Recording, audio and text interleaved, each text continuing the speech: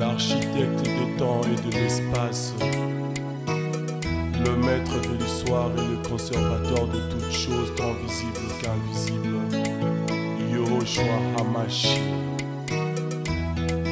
L'information la plus crédible, c'est dans Paul Malebo Magazine. Paul Malebo Magazine fait un zoom sur les sénateurs Sangouma Moussai, l'homme aux actions concrètes. On y trouve aussi l'édito de Patrice Bohoto, flashback d'un homme d'exception sur l'année 2022. Paul Malebo Magazine, c'est aussi ces visages bien connus du Grand Équateur. Ils sont incontournables en 2023. Poignée de main riche en signification entre Félix Tshisekedi et Sangouma Moussai, la rencontre du sénateur avec des parlementaires belges, c'est dans Paul Malebo Magazine. Paul Malebo Magazine fait la découverte de la cité intelligente des Maluku. Une cité avec des maisons intelligentes solaires à vendre de 45 000 $ à 85 000 $ avec possibilité de payer à crédit pendant 3 à 5 ans à travers les banques locales. Connaître la cité intelligente avec des villas de 100 mètres carrés pour des parcelles de 15 sur 16 et des villas de 150 mètres carrés pour des parcelles de 20 sur 20, c'est dans Paul Malebo Magazine. Paul Malebo Magazine, c'est aussi la mobilisation congolaise contre la guerre de l'Est. Comprendre comment Samalou Kondé a doté un budget d'1 milliard de $ à l'armée, c'est dans Paul Malebo Magazine. Paul Malebo Magazine, c'est l'info dans l'impartialité. Merci na bino baso pour la fidélité na bino ya chaque lundi na 20h10 na Congo Web Télévision et pas bonaka émission na bino to kanisa mboka. To kanisa mboka tango tutuna mutona nani akoki kolinga Congo. C'est que na so to linga mboka na so Congo. On a perception kita ebele oyo ezo créer ba jalousie na ba voisin na biso. Mbote mingi na bino banso boza na 145 territoires et puis wapi eza ko composer RDC Mobimba. Pe merci na mokonzi mboka pour na projet à développer 145 territoires. Merci pe na banso boza na diaspora oyo bolanda biso tango na nzela ya YouTube na BP Télévision bo s'abonner bo se biso esengo makasi.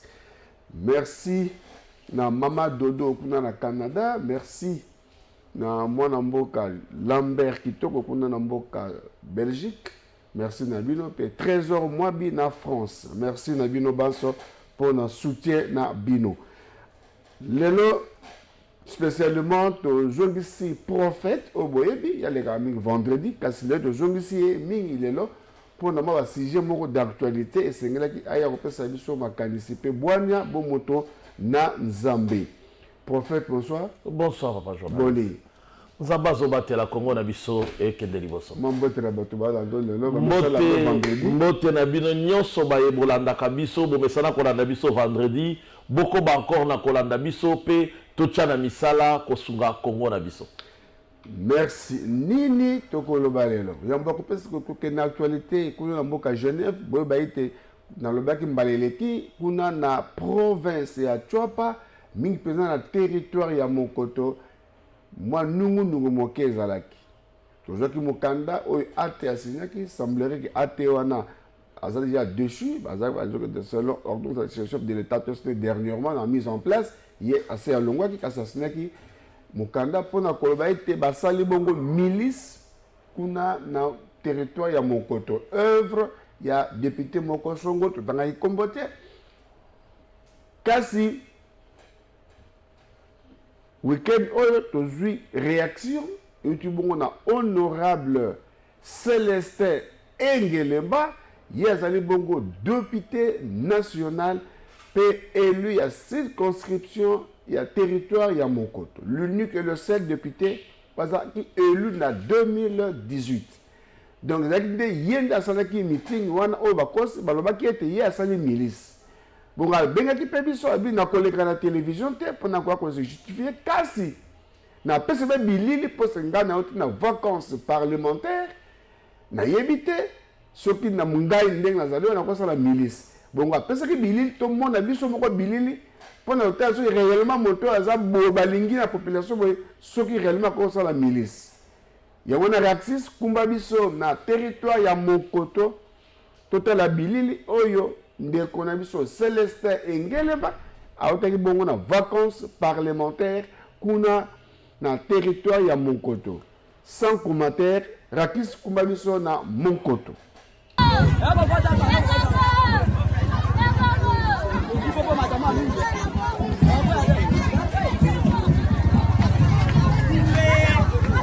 Todos de la vagona, todos de la vagona.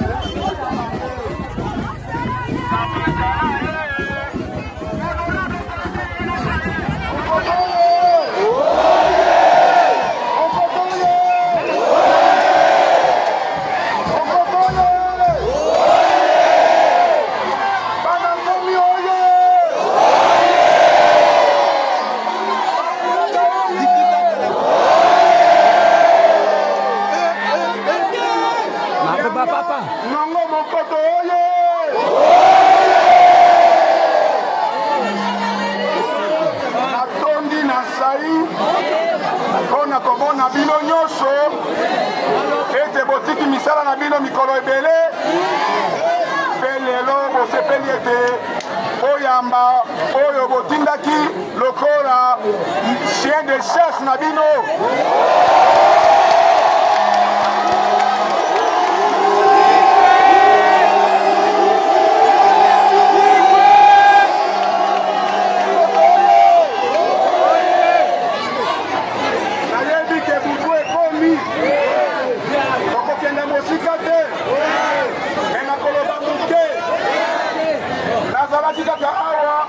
Après 3 mois à congé, tu as dit que ça Mosala.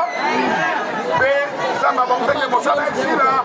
Il fallait aller à la partage parlementaire. Et pour qu'il s'en ait des sous, attendre un enrôlement.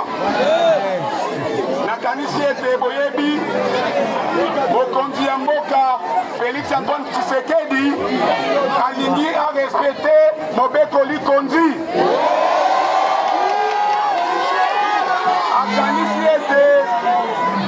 Akanisaki ete tosala baenrôlement biso nyonso mwasi mobali ebongi na kozwa carte tina ya carte ezali kaka mpona élection te tina ya carte ezali devoir civique ya congolais mpe congolaise nyonso po soki ozali na carte te lokola sikoyo toza na bitumba na rwanda mpe na uganda soki ozali na carte te bakokanga yo mpe bakokanisa ozali monguna bakoki koboma yo mpe kokanga yo toyokani yo.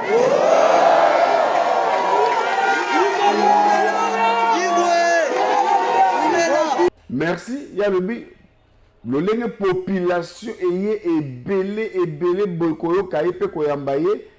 Est-ce que la cause la milice na yebite mbato bafundi bazana ba pro kasaki milice na yebite biso takbe mikanda bomonde bilili pièce contre pièce nana za milice nazo balokuta nana zo ba solo to yebite kasi tozozela bato mususu bakende kuna mingi penda bandeko baza kuna na territoire ya Mokoto mingi penza ndeko na biso dona yanda pe ndeko na biso yende baza kuna bango bakende ki espérant bakende bon ko installer wifi na territoire ya Mokoto soki bazongi tobenga bango ba sa so réalité soki ya sol ministre yali to soki ya sol population pe elingi honorable bango baponaki pa matin na 2023 wana na décembre to pona député asika. Merci. To katisi mingi penza na ngambo ya mikili ya poto kuna na mboka Genève na Suisse. Bebi ete 52e session il y a Conseil des droits de l'homme, il y a Nations Unies, et puis mokonzi mboka na biso mwana mboka Antoine Félix Tshisekedi Tshilombo azali kuna pe apesi mbela lisusu kuna po etalobi aza kosenga na Nations Unies toumeni mingi kolela koloba alobi alembi asendi basala tripartite urgente entre RDC, Rwanda na HCR au commissariat de réfugiés basala tripartite ya lombango po batala comment kotala problème ya ba réfugiés mwana mboka tolanda Raxis kumbaliso na Genève et pe mokonzi mboka zwaki maloba bongo tozonga pa ya prophète des Nations Unies pour les réfugiés pour lui demander de prendre toutes les initiatives requises en vue de la tenue dans les plus brefs délais des discussions tripartites RDC, Rwanda, HCR pour le rapatriement de leurs réfugiés respectifs dans leur pays, conformément au cadre juridique bilatéral actuel, aux règles du droit international et aux pratiques pertinentes en vigueur en la matière. Mon pays attend impatiemment ces discussions auxquelles seront associés du côté congolais les notabilités coutumières des communautés concernées afin de régler définitivement les problèmes soulevés et de réaliser une réconciliation vraie et durable entre ces communautés. Monsieur le Président du Conseil des droits de l'homme des Nations Unies, Excellences, Messieurs les Premiers ministres et chefs de délégation, Monsieur le Président de la 77e session de l'Assemblée générale des Nations Unies, Monsieur le Secrétaire général des Nations Unies, Monsieur le Haut-Commissaire des Nations Unies aux droits de l'homme, Monsieur le chef du département fédéral des affaires étrangères de la Confédération suisse, Mesdames et Messieurs, il n'y a de pire ennemi des droits de l'homme et des libertés fondamentales que la guerre.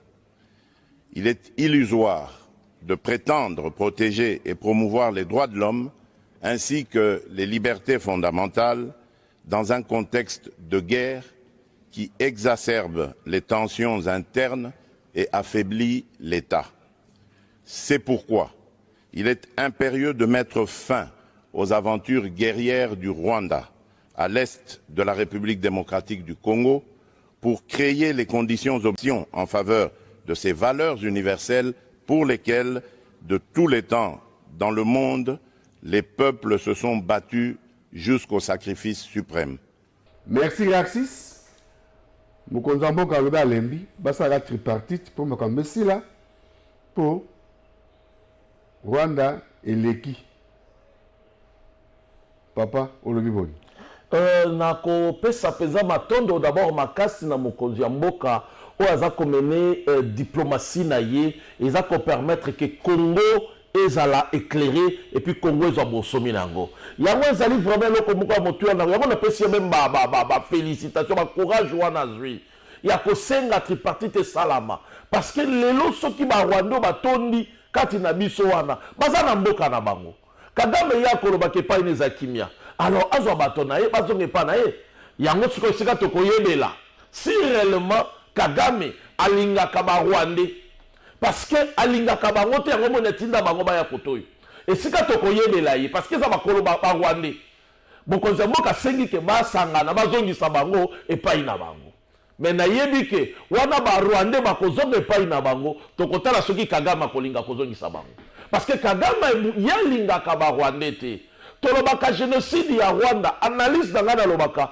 lelo soki toloparlaka na génocide ya Rwanda c'est Kagame qui est l'auteur parce que le bénéficiaire ya génocide ya Rwanda c'est Kagame eza régime ya Kagame bayeba boma abiarimana eza bango wana po bango nde balingaki trouble wana po bango baprofite bafana na bokonzi gloire à Dieu nakomisi nzambe parce que ekosunga ke makambo ya ba ADF oyo esila bazonga na mboka na bango totala parce que ba ADF trouble basalaka na est koto Kagame akokosa ke RDC aza kofandisa banani bon a récupérer bato na ye eza eloko moko ya motu ya makasi biso nyonso bakongole totya maboko na diplomatie oyo nayebi ke ekosunga ke mboka na biso tozwa kimia na est na biso ya Congo. Très bien, merci. Et Mokonzi Mboka pas rassuré que le 20 décembre, il aura élection. Yokandenga Lobby, quant aux élections générales prévues pour le 20 décembre prochain, une autre manière qui touche aux libertés fondamentales et aux droits fondamentaux des citoyens. Le gouvernement de la République démocratique du Congo et moi-même attachons le plus grand intérêt et portons une attention soutenue à leur tenue en toute transparence, en toute liberté et sans exclusion, basée sur des considérations politiques, tribales ou ethniques. Yo kandenge mo kontambo ka pesi maloba. Bo ba ko ka élection zate. Azur à répondre bangwao. Et à Bakisi, toutefois, la persistance de la guerre à l'est de notre pays risque d'hypothéquer le processus électoral dont les opérations d'enrôlement sont déjà en cours par suite du déplacement massif de personnes des zones de combat, de l'insécurité et de l'inaccessibilité à ces zones. Il est donc absolument impérieux que la communauté internationale s'implique davantage activement aux côtés de la RDC pour la restauration de la paix et de l'autorité de l'État dans cette partie du territoire national, a-t-il lancé le chef de l'État congolais. Voilà, moi je veux rassurer l'élection zali. L'élection kozala. La communauté internationale doit s'impliquer. Mais pour Bangonde, il faut pas s'impliquer pour Nanine. Parce que tous en a besoin de les Kabozali Kolobakio, élection, élection et kozala. Mais il faut pas s'impliquer pour na batonabino. Oh bazakuna oh Kagama utilisaka batonabino wana il faut batika ba congolais kimia ba passer na ba élection na bango na kimia eza ko senga concours ya communauté internationale penza pour eye ba conseiller na kati ya makambo oyo parce que sans yango ezozala mwa pasi pour Kagama moto na bango bango ba finance armée na ye bango moto ba pesa ke ba moyen or l'RDC quand il crie ba kobimisa soutien te toza comment na Ukraine comment baza ko se sensibiliser pour envoyer des choses et salamika ka lobby awa mais RDC 25 ans tozo passé 25 ans mobimba ya guerre sur guerre mort baza ko boma bande ko na biso ba ko boma basi ba ko violer basi et pas ya banani régime ya Kagame yango vraiment il faut communauté internationale à s'impliquer parce que tout le monde est vers les élections. Tout le monde est encore parce qu'il y a la volonté qu'il veut la démocratie à la réelle et la démocratie est réelle dans le moment où. Alors tout le monde est vers les élections. Moi je crois que na Lisungi Yanzambe Tokolonga. Na Lisungi Yanzambe Tokolonga. Merci. Bien, Bandeko, si je te bénis le pasteur, prophète n'a pas quoi aller là, et ça a mis balé, ming penza mangamatali boxeur bakole, ming penza ya yete, mais totali procédure, il y a décaissement, il y a $100,000. Est-ce que ça est respecté? Est-ce que c'est respecté? Il y a un te bénis ici, prophète, après ça, il faut boigner, boyer, na matali processus, oyo ezwamaki pona ko bimisa misolomina mbele mwana mboka benaki mbela mbele mwana mboka alobaki amenasaki na ba réseaux sociaux ka conditionner nationalité toza kuna te kasi procédure oyo mbongo ebimaki est-ce que respecté est-ce que ba condition nyonso ezaki réuni pour être mbongo ebima na modèle wana pe ba pesa yango na maboko voilà que de bengsi Monsai dans un prophète. D'abord, merci beaucoup na papa journaliste que bateau est belé, bazali ko travailler contre des fois le chef de l'État. Ba ko lingate mboka ekende liboso. Parce que pour na mboka ekende liboso sengeli na yona ngai to respecter mibeko ya mboka. bokopesa mutu 100 000 dollars na maboko ndenge nini au moment où il y a un circulaire, il y a banque centrale, il y a série, il y a nani gouverneur de Haute-Grâce Mutombo. C'était le 14 décembre 2018. Oh balobi que moto a koki kotambola te, a koki kobimate na au-delà de 10 000 dollars. Et puis mongo il faut elekela na circuit bancaire pour éviter aux blanchissement d'argent. Mais boni bango bakozwa mongo bakopese na maboko. On a tous un problème te que bapesi pour mais pourquoi bakozwa en espèce bapesa yi? Yango na komituna, est-ce que mongo ane bimaki kaka zaki kaka pona bakole? Point d'interrogation. Parce que lolenge bimeli ndeza lolenge ya mabe.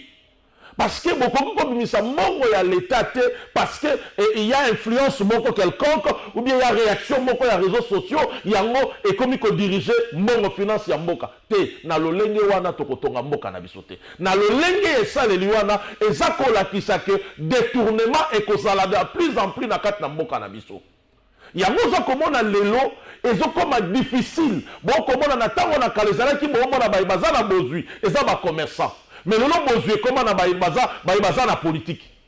Donc, écoute, c'est si comme moi, on circuler, et ça la politique, parce que quand on a facilement. Est-ce que na lolenge wana nde tokosunga mokonzi na mboka? Est-ce que na lolenge wana nde tokosunga mboka oyo ekende liboso?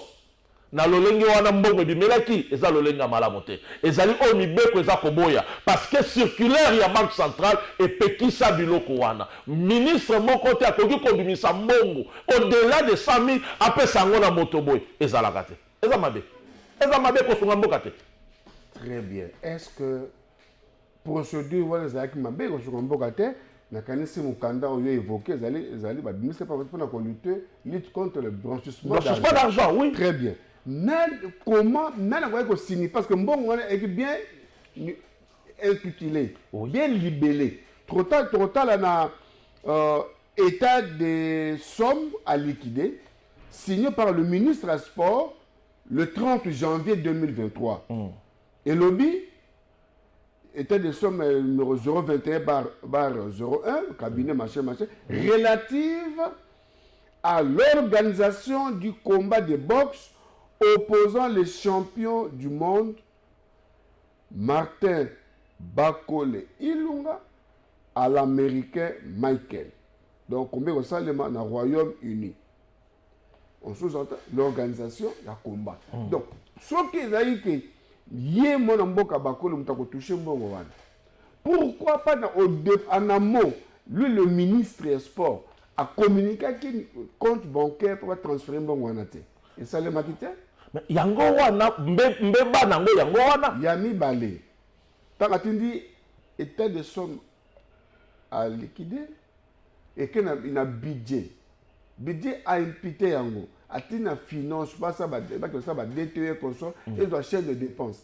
Est-ce que bango nyoso wana ba monaki te que fallait ba senga nini conforme à l'instruction oyo pas si na mboka na biso responsabilité eza ya nani na minute oyo le ministre a levé lui il a agi sous pression ya ba réseaux sociaux Nicolas Kazadi ministre des finances mais ekokamu isangai kotala au rang ya Nicolas Kazadi on a Kazadi payé en procédure d'urgence ekokamu isangai kotala na rang oya ye que basali yango sous l'impulsion sous l'influence ya réseaux sociaux donc ekomi seke na mboka oyo pona mbongo ebima photo le kana réseaux sociaux non mongo ya l'état ebimaka bongo te mongo ya l'état ezalaka ezana ba procédure ezalaka na kati ya budget basi bayebi ke tokosala dépense oyo ya boyi oyo kokende boyi ezana ba chaîne oyo ya contrôle ezali. Pourquoi ne pas d'abord même se référer na fédération na bango ya sport? Ah, très bien, fédération. Pourquoi ne pas se référer d'abord na fédération? Et puis comment donner de l'argent cash à un na motoka kaboui? Est-ce que Bakola Zangi banque, compte bancaire? Parce que le nom pas encore le banabino qui était, dans ce qui n'a pas de temps, c'est qui n'a pas de fake news. Parce que traçabilité, c'est signature on a wangani. Mais ce qui est le cas qui n'a banque, Bako Lukabilo ko wana balobie le kakabongo pona nini pour éviter blanchissement d'argent. Yango batie mobeko wana. Yango gouverneur a sala circulaire wana. Parce que tant que mbongo ezotambola na maboko na bato, traçabilité kozala te bokoyeba te mbongo euti wapi ekoti wapi ezosala nini. Mais tant que tokobanda komene biloko na boye ekosunga mboka na biso ekende liboso te. Pona mboka ekende liboso ezosenga na ba pouvoir législatif, na pouvoir exécutif, bayeba kotosa oyo ezali makomi mibeko ya mboka. Bayeba kotosa bazana na patriotisme oyo ekosunga ke mboka na biso ekende liboso. Mbongo ya l'État basalela kango te kolandela parce qu'il y a eu impression quelque part, parce qu'il y a eu ceci, cela. Non, non. Mbongo ya l'État eza na lolenge ebimelaka. Na lolenge wana vraiment na limite peut-être azalaki d'habiter loko nini peut-être alobaki. Yango mona sengaka na ba autorité na biso moto nyonso abengami te azala liboso ya micro. Makambo mosu ava ya koloba yango zala na ba conseil. Baza na ba conseil, baza na boke ba presse na bango o ba konko consulter. Comment yo koyebisa biso ke mbongo ya l'État obimisi yango sous pression ya ba réseaux sociaux. Donc c'est que lelo na moko ceux qui peuvent toucher pression makasi na réseaux sociaux mbongo ekobima. Or ezalaka bongo te parce que il y avait baza na ba possibilité à correspondance. Na ba place combat il fallait salama, na ba athlète il fallait babunda, fédération ezali. Et puis salami wapi na ministre ya sport. Donc azana possibilité nyonso. Il y a koyeba soki komba ekozala te ekozala te. Tango ya zone ndima ko bimisa ba bimisa mbongo wana. C'est là où moni biloko ekoboma mboka yango wana. Biloko ya bongo eko permettre mboka na biso ekende liboso te. Toboyi te ba pesa bakole mbongo. Aza athlète munene na biso. Mais bon pesa bo bimisa mbongo ya l'État kolandisa mibeko ya l'État pour qu'il n'y ait pas de détournement, pour qu'il n'y ait pas de blanchissement d'argent au Congo. Parce que tout le monde est circulé dans ma boko batuna lolenge wana eza na mabe ebele ekosala manakati na mboka na biso. Il va passer. Très bien, prophète, toujours que le bela makamwa pour la lutte contre blanchissement d'argent, toujours contre bako l'été, aza mona mboka asengeli ko bénéficier na bapata na mboka kasi biso to le bela mingi awa ebimeli procédure ya mbongo bimelaki. Olobi awa sur ministre sport, quand ça demande l'état de somme. Il n'a même pas se référé à la fédération. Non. Très bien. Alors, qu'il y a un budget. Est-ce que le budget va être un document à côté? Budget est qui Et comme la finance, il y a un contrôleur qui contrôle avant que le ministre soit contrôle paiement. À mon avis, peut-être que l'état de somme il n'y a pas de soubassement, il y a compte bancaire parce que ça sera payé l'individu. Dans la chaîne de dépenses. Ordonnateur délégué à la banque centrale va foutre. À bon ça que le dispositif il y a gouverneur et puis dans sous kanango à ta banque va aveuglé mais si quoi na banque centrale il y a une foutre dans la banque comptable et bien tu très mal pour mon banque comptable va pèse yango na individu. Et le kamisa monene nyonso yotani wana nyonso wana banque centrale a mbongo apesi na comptable. Donc comptable ndenge mutasali des charges na banque. Donc pas à l'État mbongo wana ezala maboko comptable. Parce que ndenge mutasali des charges auprès ya banque centrale. Parce que chèque salami na kombo na ye, parce que salami na kombo bakole te parce que biso tomoni bakola mbongo na maboko ya ministre. Or bakole fallait ba verser mbongo na ye na compte. Pour traçabilité nango toyeba est-ce que mbongo wana ekei pour l'entraînement mbongo wana asaleli nango nini Tous a besoin koyeba utilisation mbongo wana te to la procédure salemi wana papa traçabilité ya mbongo na traçabilité ya mbongo bakale la responsabilité ma carte ya nani eza ya gouvernement ya ministre ya finance na ya sport bangonde baza na responsabilité wana bakola sengi mbongo oui il a droit à sengi mbongo parce que les athlètes nabiso professionnels oui entraînement mais ça peut demander même au-delà de ça mais procédure bino bo futelier ce qui toko kondimaka kaka ba procédure ya bongo c'est que ba détournement ekozala kana mboka oyo procédure wana eza mabe parce que procédure wana eza te omibe ko lobby. Parce que ndenge bokoyeba siko soki mbongo wana parce que tango batindaka mbongo na banque eza na possibilité ya kolandela yango koyeba dépense na yango ndenge ke prophète ministre pas ko bosa na ka signer mukande kende bato banque centrale bango bakolo d'instruction tokofuta mbongo de 10 000 $ te na individu. Mais bato banque centrale bazui mokanda bazui chèque wana ezalaki esalamaki na nkombo ya nani? Parce que biso tomoni nde bakoli azozwa mbongo epai ya ministre, mais chèque wana ebimisaki mbongo esalami ça bafuti par chèque babimisi mbongo na espèce. Oui. Mais pour banque centrale abosani bainstruction oyo ye moko apesaki yango ezosenga na bango bayeba kotosa mibeko. Yango moni na lobaka baye na politiki baye bakosala mibeko esengeli baveye ke mibeko etosama. Yango zomona lelo bakongole bakosakanela bango epai na multinationaux bakongole bakosouffrir na baville awa basalaire na bango eza respecté te. Pona nini? Parce que mibeko na biso baye bakosala mibeko bakoveye même pas pona mibeko bango basali. C'est ce qui crée beaucoup de problèmes. Eza kosenga na badepute na biso basala baloi oyo ekosunga peuple congolais à vivre molamu na mboka na ye pe baveiller sur baloi wana. Oyebi na Biblia tozali na Exode 17 balobi Moïse baye kobundisa ye Israël. Moïse alobi nga na ke na ngomba na kozala nga moko te na kozala na Aaron na Ir. Mais yo Josué ponele biso bato kende kobunda. Moïse atomboli maboko ba Aaron baye ba soutenir ye. Eli kolakisa ni mokonzi ya mboka kokozala ne moniseli. Mais sengeli azala na bato ba na bwanya o bakosunga ye pona toyeba na kolonga. Aaron na Moïse ezali pouvoir législatif na pouvoir exécutif. Soki bango bakotosa moniseli te o mokonzi ya mboka za nango. Est-ce que tokokende liboso?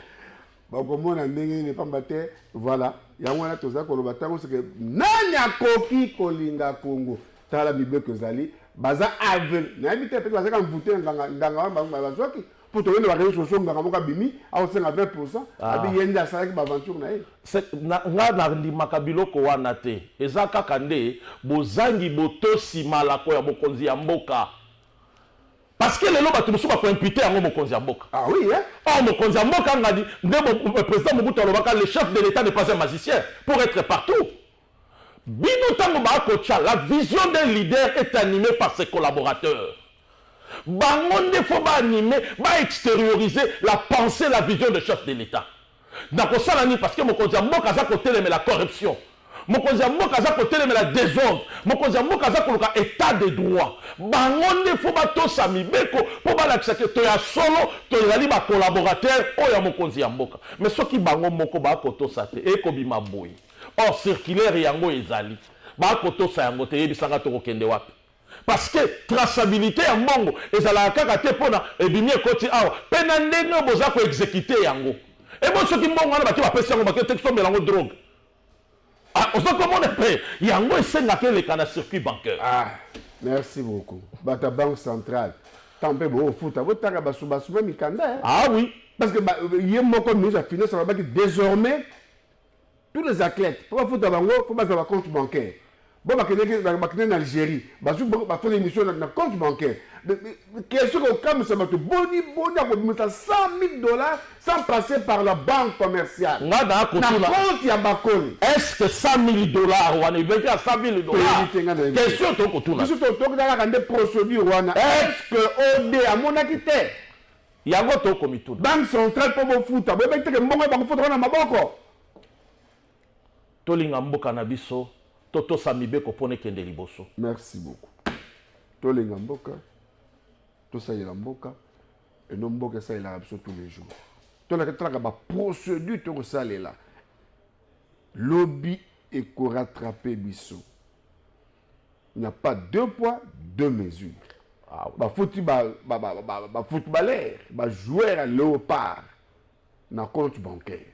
Et pourquoi il y a boxeur professionnel professionnel? Est-ce que ça dit compte bancaire? Est-ce que ça dit compte bancaire? Pourquoi cette procédure? Ça les milliers. Baimbouk, Batou Mayel, Baganga Mayel. Bopé Sabiyano, na procédure Oyo, et Zalaki na sorti à Mbongo Wana. TV Zalitango, to kochite na biso, moi, bismo de Saïm na week-end Oyo, moi, Namboka Corneille Nanga, Azaki Bongo, président, il y a commission, il y a élection, CENI. en 2018, il y a une interview dans Jeune Afrique. Alors, il y a eu un arrangement entre Tshisekedi et Kabila pour qu'il y ait ben de sang dans Mboka. Et puis, c'est moi, moi, Makelele, et Tolandi a sali parti politique. Il s'est peut-être aussi connu en 2023. Votre mot par rapport à ce commentaire les attendons. Nga na komona omoni eloko asali wana eza nango kaka akosala oyo babengaka akoluka kaka ayebana akoluka kaka asala populisme parce que oui Joseph Kabila ils ont fait ça ne dit rien, il y a des nuances parce que après les élections il y avait des alliances. Il y a FCCK chez Zanaki. Est-ce que ça y a moi ça kolobela? Parce que s'il y aurait Bendissan pour Nanine. Et puis déjà dans le lenge wana akola kiseke aza dignité à cause un homme d'État. Aza qu'on méritait même pas confiance ya Congolais.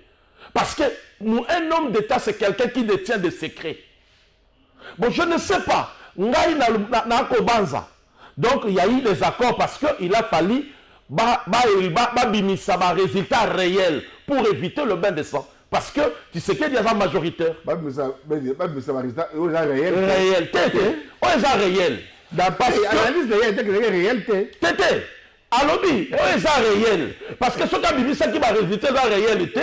Il y a un sang. Parce que c'est lui qui a gagné des majoritaires. Il y a, bon, analyse, hein, et parce qu'à l'objet, il se passe solo là pour qu'il n'y ait pas de bendissant. Pour sauver le pays. Mais oui. Pour sauver le pays par rapport à quoi? Par dire la vérité, c'est qu'il avait dit.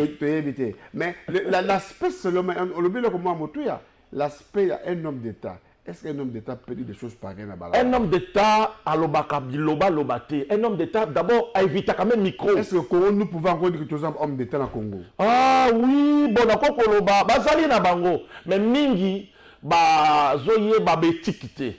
Même attends na politique na biso, mingi ko ça la politique, mais bayebi yangote. Yango zomona lelo, l'opposition pense, l'opposition se transforme en ennemi. Olé Azala, adversaire politique, lui il s'est fait un ennemi. Or il faut que ma idée, te proposer ma mécanisme. Moi je ne pense pas que Corneille Nanga, il mérite que Congolais, après ça est à moi, à ta 1%. Télévision, ezali tango, Maïra Koloba, ezali ebele, car c'est tout ça limité dans le temps où il va passer na télévision, na directeur à programme Maurice. Merci Nabino Baïbouanes. Pourquoi Biso Tokabani Tokute Nabino Lobby rediffusion na 8h30 puis Tokute vendredi na 21h. Merci, bye. L'architecte des temps et de l'espace, le maître de l'histoire et le conservateur de toutes choses tant visibles qu'invisibles, Yahushua Hamashi.